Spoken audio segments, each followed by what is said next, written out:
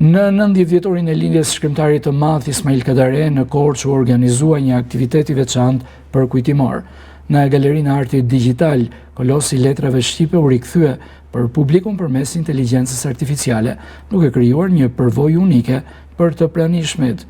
Kjo ide inovative u realizua nga Deon Gjoka, vetëm 12 vjeç, i cili përmes teknologjisë solli figurën dhe zërin e Kadares, duke ngjallur interes dhe emocione tek publiku. Sot kam bërë dokumentarin për Ismail Kadaren, avatarin e tij që flet, dhe gjithashtu kam bërë edhe një këngë. Ishte pak e vështirë, sepse ishte pak më e ndërlikuar se çfarë bëra për ty dhe festën e fundvitit, por besoj se të gjitha janë e njëjta vështirësi.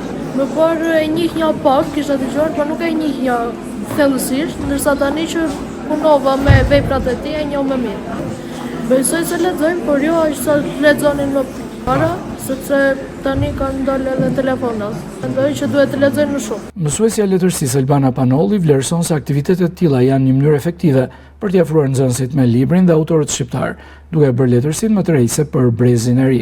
Fëmijët nuk e njohin Kadaren dhe nuk e njohin përveç se në veprat dhe në librat që janë në tekste shkollore.